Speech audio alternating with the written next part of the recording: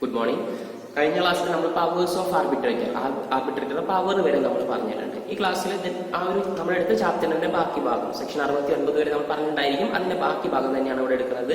പറയുന്നതിന് തൊട്ട് മുമ്പ് നമ്മൾ ഈ ഒരു ക്ലാസ്സിൽ കുറച്ച് ക്വസ്റ്റ്യൻസ് ഒക്കെ ചോദിച്ചിട്ടുണ്ട്. ഇവിടുത്തെ ക്വസ്റ്റ്യന് ചെറിയൊരു പ്രത്യേകതയുണ്ട്. നമ്മൾ ഗ്രൂപ്പിൽ നമ്മൾ കുറച്ച് ചോദിച്ച ക്വസ്റ്റ്യൻസ്, ഒരു മാർക്കിന് അല്ലെങ്കിൽ 1 വേർഡ് ആയിട്ട് നമ്മൾ ചോദിച്ച ക്വസ്റ്റ്യൻസ് അത് തന്നെയാണ് ഇവിടെ കൊടുത്തിരിക്കുന്നത്. അതിന് ചെറിയൊരു വ്യത്യാസം, ആക്ടിവിറ്റി എന്ന് പറഞ്ഞ ക്വസ്റ്റ്യൻസ് ഒക്കെ എക്സ്ട്രാ വരും തോന്നുന്നു. എന്തായാലും ആ ക്വസ്റ്റ്യൻ നിങ്ങൾ ശ്രദ്ധിക്കുക. ഓക്കെ, നമുക്ക് നമ്മുടെ ക്ലാസ്സിലേക്ക് പോവാം. ക്ലാസ് നമ്മൾ ആദ്യമായിട്ട് നമ്മൾ ഇവിടെ സ്റ്റാർട്ട് ചെയ്യുന്ന ടോപ്പിക് കഴിഞ്ഞതിന്റെ ബാക്കി തന്നെയാണ്, കഴിഞ്ഞ ക്ലാസ്സിന്റെ കണ്ടിന്യൂഷൻ തന്നെയാണ്. ഫസ്റ്റ് നമ്മൾ ടോപ്പിക് പ്രൊസീജിയേഴ്സ് ഓഫ് ആർബിട്രേഷൻ. നമ്മൾ ആർബിട്രേഷന്റെ പ്രൊസീജിയേഴ്സ് അധികം ഒന്നും പറയുന്നില്ല. ഇവിടെ നമ്മൾ റൂൾ 67 ഈ കാര്യം പറയുന്നത്. നമ്മൾ സെക്ഷൻ 69 വരെ പറഞ്ഞു വെച്ചതാണ്. ഇനി ഇവിടെ റൂൾ 67 പറയുന്ന കാര്യം, the application is to be in writing accompanied by a list of relevant records on with the dispute is based. Okay, നമ്മൾ എന്താണ് ആർക്ക് ഒരു അപ്ലിക്കേഷൻ കൊടുക്കണം, നമ്മൾ ആർബിട്രേറ്റർക്ക് ഒരു അപ്ലിക്കേഷൻ കൊടുക്കണം. ഞങ്ങളുടെ സൊസൈറ്റിയിൽ ചെറിയ പ്രശ്നങ്ങളൊക്കെ ഉണ്ടായിട്ടുണ്ട്, അത് പരിഹരിച്ചു തരണം. നമ്മൾ അപ്ലിക്കേഷൻ ആർക്ക് കൊടുക്കണം? നമ്മുടെ ആർബിട്രേറ്റർക്ക് കൊടുക്കണം. ഇങ്ങനെ കൊടുക്കുന്ന സമയത്ത് നമ്മുടെ ഡിസ്പ്യൂട്ടിന്റെ ബേസ് അല്ലെങ്കിൽ നമ്മുടെ ഈ ഒരു തർക്കത്തിനെ കുറിച്ചുള്ള എല്ലാ റെക്കോർഡ്സും, എല്ലാ കാര്യങ്ങളും ആരാധിക്കണം, ഏതൊക്കെ റെക്കോർഡ്സ് ഉണ്ടോ അല്ലെങ്കിൽ ഏതൊക്കെ ഡോക്യുമെന്റ്സ് ഉണ്ടോ അതെല്ലാം ഈ ഒരു അപ്ലിക്കേഷന്റെ കൂടെ എന്ത് ചെയ്യുക, ആർബിട്രേറ്റർക്ക് ഫയൽ ചെയ്ത് കൊടുക്കുക. മാത്രമല്ല നമ്മൾ എന്ത് ചെയ്യണം, നമ്മുടെ ട്രഷറിയിൽ പോയിട്ട് ഈ ഒരു ആർബിട്രേഷൻ ഫീ നമ്മൾ ട്രഷറിയിൽ ചലാനായിട്ട് ഫിൽ ചെയ്യുക അല്ലെങ്കിൽ ട്രഷറിയിൽ റിമിറ്റ് ചെയ്ത് കൊടുക്കുക. എന്നിട്ട് അതിന്റെ ഒരു ചലാന്റെ കോപ്പി അല്ലെങ്കിൽ ഈ ഒരു റെസിപ്റ്റിന്റെ കോപ്പി എന്ത് ചെയ്യാം, നമ്മൾ ഈ ഒരു അപ്ലിക്കേഷന്റെ കൂടെ വെക്കുക. ഇത്ര കാര്യമുള്ളൂ. നമ്മളൊരു ആർബിട്രേഷൻ നമ്മൾ കണ്ടക്ട് ചെയ്യണമെങ്കിൽ നമ്മൾ ആദ്യം ഒരു അപ്ലിക്കേഷൻ ആർക്ക് കൊടുക്കണം, നമ്മൾ ആർബിട്രേറ്റർക്ക് കൊടുക്കണം.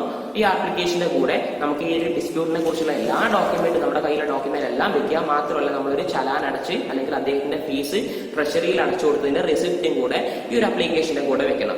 മാത്രമല്ല ഇപ്പൊ നമ്മുടെ സൊസൈറ്റി, ഇപ്പൊ നമ്മൾ സാധാരണ നമ്മൾ വ്യക്തികളാണ് അല്ലെങ്കിൽ മെമ്പേഴ്സ് ആണ് അപ്ലിക്കേഷൻ കൊടുക്കണമെങ്കിൽ, ആർബിട്രേഷനിൽ അപ്ലിക്കേഷൻ കൊടുക്കണമെങ്കിൽ ഇത്രയും കാര്യം മതി. പക്ഷെ ചിലപ്പോൾ നമ്മുടെ സൊസൈറ്റി കൊടുക്കും, നമ്മുടെ society on behalf of society, നമ്മുടെ സൊസൈറ്റിക്ക് പകരം ചിലപ്പോൾ നമ്മുടെ മെമ്പേഴ്സോ അല്ലെങ്കിൽ നമ്മുടെ വേറെ ആരെങ്കിലും ഒക്കെ ആയിരിക്കും കൊടുക്കുക. അല്ലെങ്കിൽ നമ്മുടെ സൊസൈറ്റി കൊടുക്കുകയാണെങ്കിൽ എന്ത് ചെയ്യണം, നമ്മുടെ സൊസൈറ്റി ഒരു റെസൊല്യൂഷൻ പാസ് ചെയ്യണം. നമ്മളിങ്ങനെ ആർബിട്രേഷൻ അല്ലെങ്കിൽ ഇങ്ങനെ ആർബിട്രേഷന്റെ അപ്ലിക്കേഷൻ ഫയൽ ചെയ്യുന്നുണ്ടെന്നുള്ള ഒരു റെസൊല്യൂഷൻ മാനേജിംഗ് കമ്മിറ്റി വിളിച്ചു കൂട്ടി അതിനെന്ത് ചെയ്യണം, ഒരു റെസൊല്യൂഷൻ പാസ് ചെയ്യണം. ആ റെസൊല്യൂഷന്റെ ഒരു കോപ്പി എന്തിന്റെ കൂടെ വെക്കണം, നമ്മൾ ഈ ഒരു അപ്ലിക്കേഷന് കൂടെ വെക്കണം. നമ്മുടെ ഒരു മെമ്പർ ആർബിട്രേറ്റർക്ക് അപ്ലിക്കേഷൻ കൊടുക്കാൻ 2 കാര്യം മതി. ഒന്ന്, ഈ ഒരു അപ്ലിക്കേഷന്റെ കൂടെ നമ്മുടെ ഈ ഒരു ഡിസ്പ്യൂട്ടിനെ കുറിച്ചുള്ള റെലവന്റ് റെക്കോർഡ്സ് എന്തൊക്കെ കാര്യങ്ങളുണ്ടോ അതെല്ലാം വെക്കണം. മാത്രമല്ല എന്ത് ചെയ്യണം, നമ്മളിതൊരു അപ്ലിക്കേഷൻ ഫീ അല്ലെങ്കിൽ ഈ ഒരു ആർബിട്രേഷന്റെ ഫീയും കൂടെ നമ്മൾ കൊടുക്കണം. ഇതൊരു സൊസൈറ്റി ആണെങ്കിൽ ഇതിന്റെ കൂടെ എന്ത് ചെയ്യണം, ഒരു റെസൊല്യൂഷൻ പാസ് ചെയ്തതിന്റെ കോപ്പി കൂടെ വെക്കണം. ഇതാണ് പ്രൊസീജിയേഴ്സ് ഓഫ് ആർബിട്രേഷന്റെ പ്രൊസീജിയേഴ്സ്. ഇനി നമുക്ക് പറയാനുള്ളത് procedures followed by the arbitrator അല്ലെങ്കിൽ procedures followed by the registrar. Okay, ചിലപ്പോൾ 2 രീതി ചോദിക്കാം. ഒന്നെങ്കിൽ procedures followed by the arbitrator അല്ലെങ്കിൽ procedures followed by the registrar. രണ്ടാണെങ്കിലും ആൻസർ സെയിം തന്നെയാണ്. താഴെ പറയുന്ന 5 പോയിന്റുകളാണ്. ഇങ്ങനെ ഒരു ആർബിട്രേഷൻ പ്രോസസ് കണ്ടക്ട് ചെയ്യുമ്പോൾ അല്ലെങ്കിൽ പ്രശ്നപരിഹാരം കണ്ടക്ട് ചെയ്യുമ്പോൾ ആർബിട്രേറ്ററോ അല്ലെങ്കിൽ രജിസ്ട്രാറോ എടുക്കുന്ന സ്റ്റെപ്പുകൾ അല്ലെങ്കിൽ അവരെടുക്കുന്ന പ്രൊസീജിയേഴ്സ് ആണ് താഴെ പറഞ്ഞത്. First point, he shall record a brief note of the evidence of the parties witness to the dispute. എന്ത് ചെയ്യണം, നമ്മുടെ പാർട്ടീസിന്റെ അല്ലെങ്കിൽ ഡിസ്പ്യൂട്ട് 2 പാർട്ടികൾ ഉണ്ടായിരിക്കും എന്ന് പറഞ്ഞു. തർക്കം ഉണ്ടാക്കുന്ന 2 ആളുകൾ ഉണ്ടായിരിക്കും. ഇവർ തമ്മിലുള്ള തർക്കങ്ങളാണ് നമ്മൾ ആർബിട്രേറ്റർ നമ്മൾ പരിഹരിച്ചു കൊടുക്കുക. ഇങ്ങനെ ഈ പാർട്ടികൾ എന്ത് ചെയ്യും, വിറ്റ്നസിനെ ഹാജരാക്കും, അവരുടെ സാക്ഷികളൊക്കെ ഹാജരാക്കും.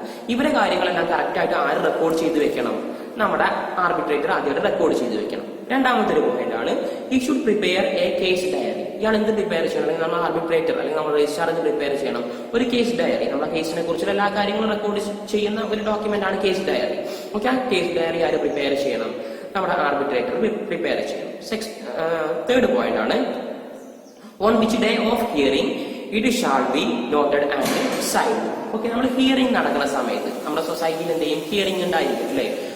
ഒരു ഡിസ്പ്യൂട്ട് ഉണ്ടായി കഴിഞ്ഞാൽ അവിടെ എന്തുണ്ടായിരിക്കും, ഹിയറിംഗ്, വാദമുഖങ്ങൾ ഉണ്ടായിരിക്കും.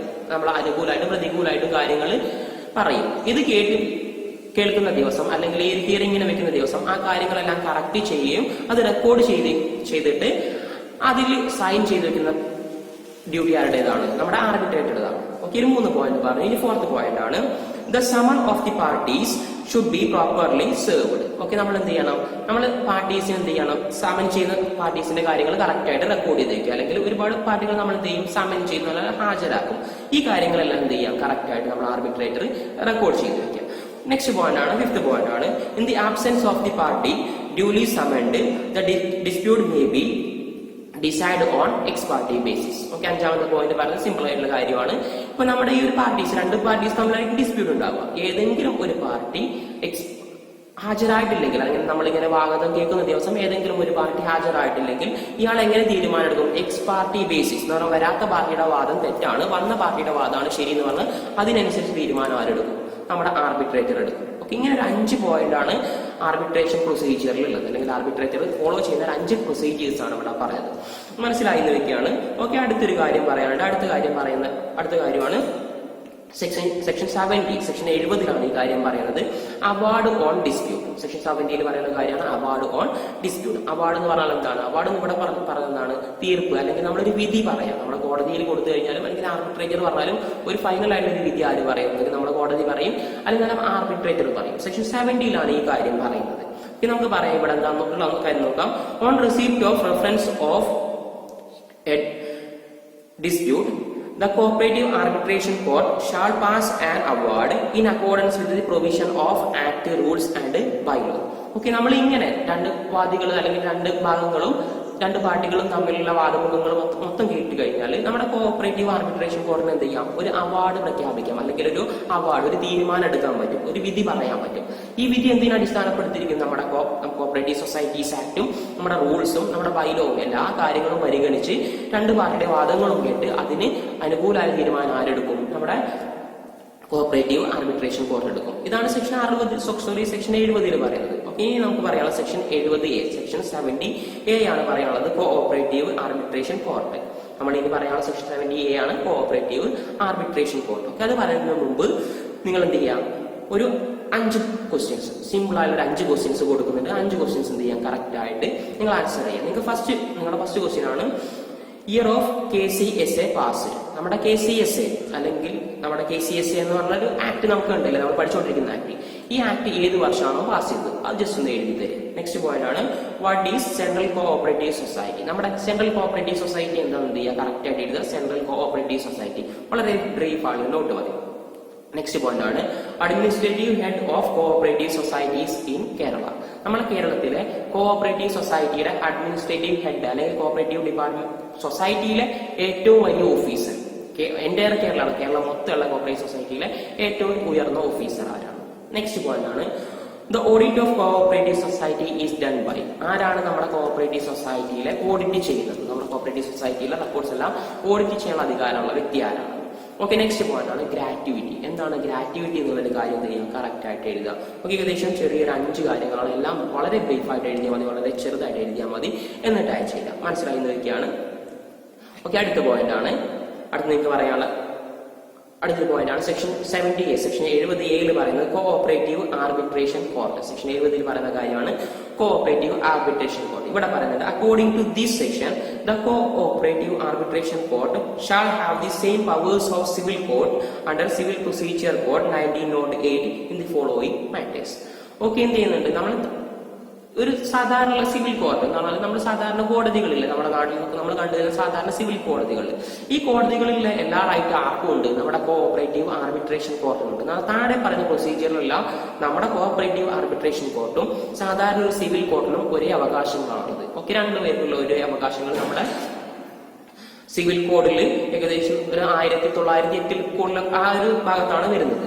അത് നമുക്ക് പഠിക്കാനുള്ള, നമുക്ക് ജസ്റ്റ് അതുപോലുള്ള എല്ലാ കാര്യങ്ങളും, ആ ഒരു ഭാഗത്ത് പറയുന്ന എല്ലാ കാര്യങ്ങളും നമ്മുടെ കോഓപ്പറേറ്റീവ് ആർബിട്രേഷൻ കോർട്ടിനും ചെയ്യാൻ പറ്റുന്ന പറയുന്നത്. അങ്ങനെ ചെയ്യാൻ പറ്റുന്ന കാര്യങ്ങളാണ്. ഫസ്റ്റ് പോയിന്റ് ആണ് the summoning and enforcing the attendance of any defendant or witness and examining the witness. Okay, എന്ത് ചെയ്യാൻ കഴിയും, നമ്മൾ ഏതെല്ലാം ഡിഫൻഡന്റുകൾ, വാദികളിലെ എതിർകക്ഷികൾ, വാദികളൊക്കെ ഡിഫൻഡന്റ് അല്ലെങ്കിൽ വിറ്റ്നസ്, നമ്മൾ എന്ത് ചെയ്യാം, സാക്ഷികളൊക്കെ ഹാജരാക്കുക. ഇവരെല്ലാം അറ്റൻഡൻസ് രേഖപ്പെടുത്താനും സാക്ഷികളൊക്കെ വിസ്തരിക്കാനുള്ള അവകാശം ആർക്കുണ്ട്, നമ്മുടെ കോഓപ്പറേറ്റീവ് ആർബിട്രേഷൻ കോർട്ടുണ്ട്. ഫസ്റ്റ് പോയിന്റ് പറഞ്ഞാൽ എത്ര മാത്രമേ ഉള്ളൂ, നമ്മൾ എന്ത് ചെയ്യണം, വാദികളെ കൊണ്ടുവരാനും നമ്മൾ അവരുടെ വിറ്റ്നസിന് സാക്ഷികളെ ഹാജരാക്കാനും ഈ സാക്ഷികളൊക്കെ വിസ്തരിക്കാനുള്ള അവകാശം നമ്മുടെ കോഓപ്പറേറ്റീവ് ആർബിട്രേഷൻ കോർട്ടുണ്ട്. സാധാരണ ഒരു സിവിൽ കോർട്ട് ചെയ്യുന്ന അതേ പ്രൊസീജിയർ. നെക്സ്റ്റ് പോയിന്റ് ആണ് the discovery and production of any document or other materials. Okay, നമ്മുടെ കോഓപ്പറേറ്റീവ് ആർബിട്രേഷൻ കോർട്ടിന് കൂടുതൽ വിവരങ്ങൾ കിട്ടാൻ വേണ്ടി എന്തെങ്കിലും മെറ്റീരിയൽ കണ്ടെത്താനോ അല്ലെങ്കിൽ എന്തെങ്കിലും ഡോക്യുമെന്റ് കണ്ടെത്താനുണ്ടെങ്കിൽ അത് കണ്ടെത്താം. പുതിയതായിട്ട് വേണമെങ്കിൽ ക്രിയേറ്റ് ചെയ്യണമെങ്കിൽ സ്വന്തമായിട്ട് എന്ത് ചെയ്യാം, കേസിന്റെ ഗുണത്തിന് വേണ്ടി ക്രിയേറ്റ് ചെയ്യാനുള്ള അവകാശം നമ്മുടെ കോഓപ്പറേറ്റീവ് ആർബിട്രേഷൻ കോർട്ടിനുണ്ട്. നെക്സ്റ്റ് തേർഡ് പോയിന്റ് ആണ് the reception of evidence on affidavits. ഇപ്പൊ എന്തൊക്കെയാണ് അഫിഡവിറ്റ്സ് എന്ന് പറഞ്ഞാൽ സത്യവാങ്മൂലം. നമുക്ക് സത്യവാങ്മൂലം ലഭിക്കാനോ അതിന് എവിഡൻസ് ഉണ്ടെങ്കിൽ അതൊക്കെ കളക്ട് ചെയ്യാനുള്ള അവകാശം ആർക്കുണ്ട്, നമ്മുടെ കോഓപ്പറേറ്റീവ് ആർബിട്രേഷൻ കോർട്ടിനുണ്ട്. ഓക്കെ, ഫോർത്ത് പോയിന്റ് ആണ് issuing of any commission for examining of any witness.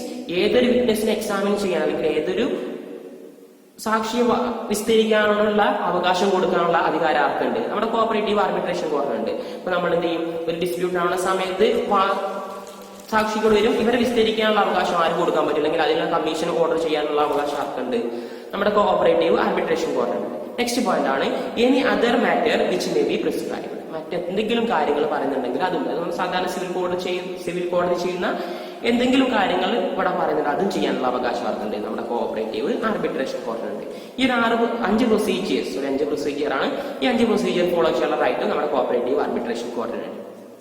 ഇനി ചെറിയൊരു കാര്യം കൂടെ ഇവിടെ പറയുന്നത്, cooperative arbitration court shall pass and award on dispute with the provision of the act rules and by law. Okay, നമ്മുടെ cooperative arbitration court എന്താണ് ചെയ്യുക, cooperative arbitration court ഏതെങ്കിലും ഒരു അവാർഡ് എടുക്കുന്ന സമയത്ത് അല്ലെങ്കിൽ ഒരു വിധി തീർപ്പാക്കുന്ന സമയത്ത് അല്ലെങ്കിൽ വിധി പുറപ്പെടുവിക്കുന്ന സമയത്ത് നമ്മുടെ കോഓപ്പറേറ്റീവ് ലോയും അതിലുള്ള സെക്ഷൻസും അതിലുള്ള റൂൾസും പിന്നെ നമ്മുടെ ബൈലോയും എല്ലാം പരിഗണിച്ച് അതിന്റെ അകത്തുനിന്നുകൊണ്ട് മാത്രമേ എന്ത് ചെയ്യാൻ കഴിയുള്ളൂ, തീരുമാനങ്ങൾ അല്ലെങ്കിൽ അവാർഡുകൾ പ്രഖ്യാപിക്കാൻ പറ്റുള്ളൂ. ഒരിക്കലും സ്വന്തം ഇഷ്ടപ്രകാരം അല്ലെങ്കിൽ പുതിയ കാര്യങ്ങളൊന്നും ചെയ്യാൻ പറ്റില്ല. ഓക്കെ, ഇത്രയും ഒരു കാര്യമാണ് ഈ ചാപ്റ്ററിൽ പറയുന്നത്. കാര്യങ്ങളെല്ലാം കറക്റ്റ് ആയിട്ട് നിങ്ങൾ ചെയ്യാം. മനസ്സിലായി നിൽക്കുകയാണ്, എന്തെങ്കിലും സംശയം ഉണ്ടെങ്കിൽ ചോദിക്കാം. ഏകദേശം 5 ക്വസ്റ്റ്യൻ വന്നിട്ടുണ്ട്. 5 ക്വസ്റ്റ്യൻ കറക്റ്റ് ആയിട്ട് വളരെ ബ്രീഫ് ആയിട്ട് ചെറുതായിട്ട് ആൻസർ ചെയ്ത് അയച്ചു തരിക. ഓക്കെ, ബാക്കി കാര്യങ്ങൾ അടുത്ത ക്ലാസ്സിൽ കാണാം.